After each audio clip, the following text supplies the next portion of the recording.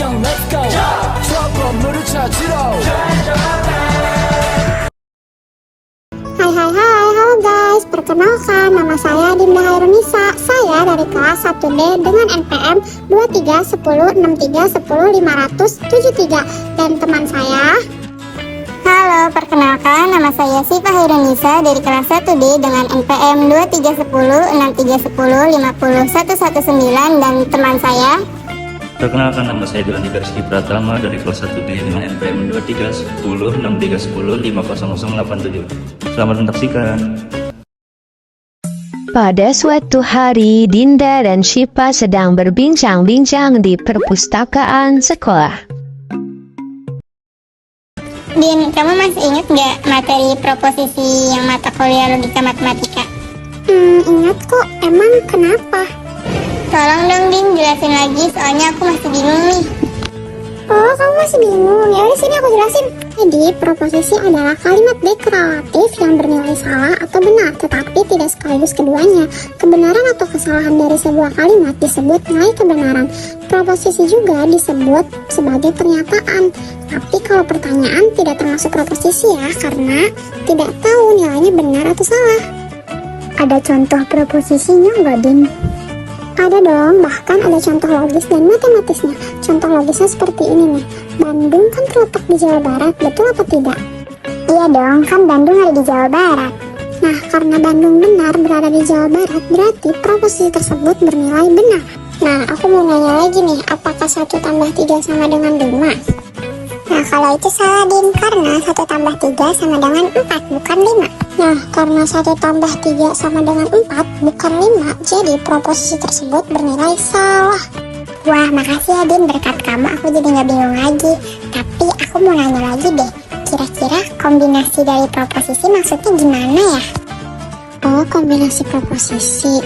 Ya udah, aku jelasin di kelas aja yuk. Setibanya di kelas. Nah, teman-teman, kita dapat membentuk proposisi baru dengan cara mengkombinasikan satu atau lebih proposisi. Operator yang digunakan itu diantaranya adalah dan, atau, tidak. Nah, proposisi baru yang diperoleh dari pengkombinasian tersebut dinamakan proposisi majemuk. Ah, iya, apalagi yang kamu tahu, Din? Nah, kata dan atau tidak tersebut didefinisikan sebagai berikut.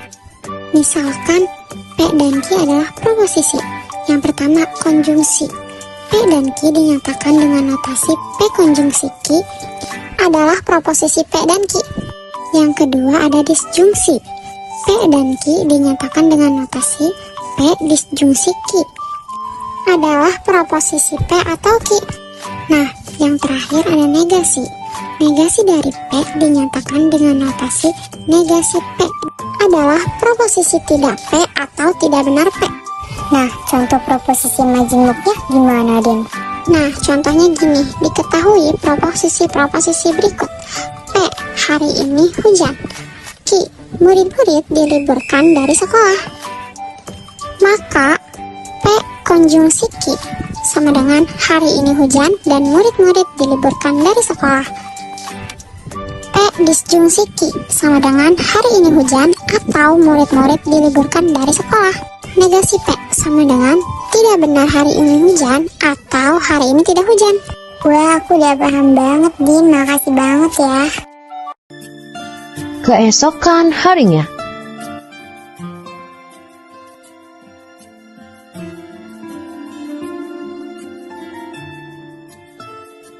Ayo Din, kita ke kelas. Tunggu, aku mau nanya dong. Nanya apa sih, Jo?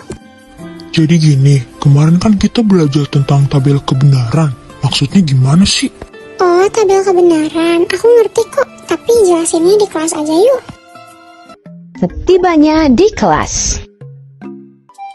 Nah, jadi nilai kebenaran dari proposisi majemuk ditentukan oleh nilai kebenaran dari proposisi atomiknya dan cara mereka dihubungkan oleh operator logika. Biar jelas kita masuk ke definisi nih. Misalnya, P dan Q adalah proposisi. A konjungsi P dan Q bernilai benar jika P dan Q keduanya benar, selain itu nilainya salah. B disjungsi P atau Q bernilai salah jika P dan Q keduanya salah. Selain itu nilainya benar. C. Negasi P, yaitu bernilai benar jika P salah, sebaliknya bernilai salah jika P benar. Nah, itu definisinya, harus dipahami dengan baik ya. Oh iya Din, terus tabelnya mana? Nah, kita masuk ke contoh dulu, baru ada tabelnya. Misalkan P 13 adalah bilangan prima, Q bilangan prima selalu ganjil. Jelas bahwa P bernilai benar dan Q bernilai salah, sehingga jadi konjungsi. Nah, tabelnya seperti ini. P untuk true yang artinya benar, dan F untuk false yang artinya salah. Oh iya Din, sekarang aku paham sama tabelnya. Makasih ya kamu udah mau ngajarin aku. Oke deh, sama-sama. Keesokan harinya, Nah, materi selanjutnya dalam logika matematika setelah materi tabel kebenaran, yaitu materi mengenai disjungsi eksklusif. Kira-kira disjungsi eksklusif itu apa ya? Disjungsi eksklusif itu misalkan P dan Q adalah proposisi. Eksklusif or P dan Q dinotasikan dengan P XOR Q. Proposisi ini bernilai benar apabila hanya salah satu dari P dan Q benar. Selain itu nilainya salah. Berikut adalah tabel kebenaran dari proposisi disjungsi eksklusif. Jika P bernilai benar dan Q bernilai benar, maka P XOR Q bernilai salah. Jika P bernilai benar dan Q bernilai salah, maka P XOR Q bernilai benar. Jika P bernilai salah dan Q bernilai benar, maka P XOR Q bernilai benar. Jika P bernilai salah dan Q bernilai salah, maka P XOR Q bernilai salah. Oh, jadi disjungsi eksklusif itu hanya bernilai benar apabila salah satu dari P dan Q bernilai benar ya, Sif. Selain itu nilainya salah. Iya Din, benar banget. Kalau gitu kita lanjut ke materi selanjutnya yuk. Boleh. Nah, materi selanjutnya yaitu hukum-hukum logika. Hukum-hukum logika ini bermanfaat untuk membuktikan keekivalenan dua buah proposisi. Selain menggunakan tabel kebenaran seperti yang slide sebelumnya, keekivalenan dapat dibuktikan dengan hukum-hukum logika, khususnya pada proposisi majemuk yang mempunyai banyak proposisi atomik. Hukum-hukum logika yang pertama yaitu hukum identitas. Apabila proposisi P didisjungsikan dengan salah, maka akan menghasilkan proposisi P itu sendiri. Dan juga apabila proposisi P dikonjungsikan dengan benar, maka akan menghasilkan proposisi itu sendiri. Hukum yang kedua yaitu hukum nul atau dominasi. Apabila proposisi P didisjungsikan dengan salah, maka ekivalen dengan salah. Apabila proposisi P didisjungsikan dengan benar, maka akan ekivalen dengan benar. Hukum yang ketiga yaitu hukum negasi. Apabila proposisi P didisjungsikan dengan negasi P, maka akan ekivalen dengan benar. Apabila proposisi P dikonjungsikan dengan negasi P, maka akan ekivalen dengan salah. Yang keempat ada hukum indepoten. Apabila proposisi P didisjungsikan dengan proposisi P, maka ekivalen dengan proposisi P. Apabila proposisi P dikonjungsikan dengan proposisi P, maka akan ekivalen dengan proposisi P. Yang kelima ada hukum involusi atau hukum negasi ganda. Apabila negasi bertemu dengan negasi P, maka akan ekivalen dengan proposisi P. Hukum-hukum logika yang keenam yaitu hukum penyerapan atau hukum absorpsi. Yang ketujuh ada hukum komutatif. Yang kedelapan ada hukum asosiatif. Yang kesembilan ada hukum distributif. Dan yang kesepuluh yaitu hukum De Morgan. Nah, gimana teman-teman? Banyak kan hukum-hukum logika itu? Kalau gitu, kita lanjut yuk ke materi selanjutnya yang akan dijelaskan oleh Joan. Baiklah, saya menjelaskan materi selanjutnya itu proposisi bersyarat atau implikasi. Dalam proposisi bersyarat atau implikasi, misalkan P dan Q adalah proposisi. Proposisi majemuk jika P maka Q disebut proposisi bersyarat implikasi dan dilambangkan dengan P, tanda panah Q. Di mana proposisi P disebut hipoksis atau ansenden atau premis atau kondisi, dan proposisi Q disebut konklusi atau konsekuen. Sebagai catatan, implikasi P tanda panah Q hanya salah jika P benar, tetapi Q salah. Selain itu, implikasi bernilai benar. Implikasi P tanda panah Q tidak hanya diekspresikan dalam pernyataan standar jika P maka Q, tetapi juga dapat diekspresikan dalam berbagai cara, antara lain. Yang pertama adalah jika P maka Q, yang kedua jika P, Q, Yang ketiga, P mengakibatkan Q. Yang keempat, Q jika P. Yang kelima, P hanya jika Q. Yang keenam, P syarat cukup agar Q. Yang ketujuh, Q syarat perlu bagi P. Yang kedelapan, Q bila mana P. Berikut perubahan tabel kebenaran implikasi. Jika P benar dan Q benar, maka P implikasi Q bernilai benar.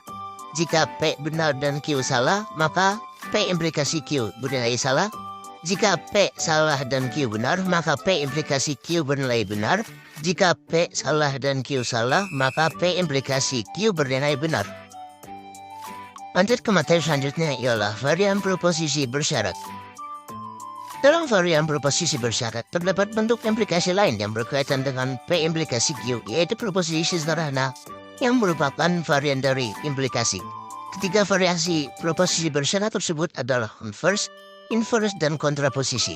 Dari proposisi asal P implikasi Q, di mana converse atau kebalikan dilambangkan dengan Q implikasi P dan inverse dilambangkan dengan negasi P implikasi negasi Q, dan kontraposisi dilambangkan dengan negasi Q implikasi negasi P. Berikut merupakan tabel kebenaran implikasi, converse, inverse, dan kontraposisi yang berisikan P, Q, negasi P, negasi Q, implikasi, converse, inverse, dan kontraposisi. Materi selanjutnya dan materi terakhir adalah bikondisional atau biimplikasi.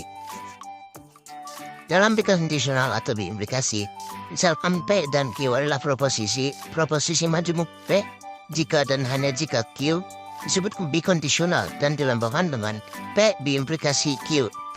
Pernyataan B biimplikasi Q benar bila P dan Q mempunyai nilai kebenaran yang sama, yakni P biimplikasi Q benar jika P dan Q keduanya benar atau P dan Q keduanya salah. Terdapat sejumlah cara untuk menyatakan bikondisional P bikondisional Q dalam kata-kata, yaitu A. P jika dan hanya jika Q. B. P adalah syarat perlu dan cukup untuk Q. Dan C. Jika P maka Q sebaliknya. Berikut merupakan tabel kebenaran bikondisional. Jika P dan Q benar, maka P biimplikasi Q benar. Jika P benar dan Q salah, maka P biimplikasi Q salah. Jika P salah dan Q benar, maka P biimplikasi Q itu salah. Dan jika P dan Q itu salah, maka P biimplikasi Q itu benar. Nah, gimana teman-teman? Seru kan mata kuliah logika matematika itu? Semoga materi yang kami sampaikan dapat kalian mengerti ya. Terima kasih telah menonton video kami sampai akhir. Jangan lupa like, komen, dan subscribe. Sampai jumpa lagi. Dadah!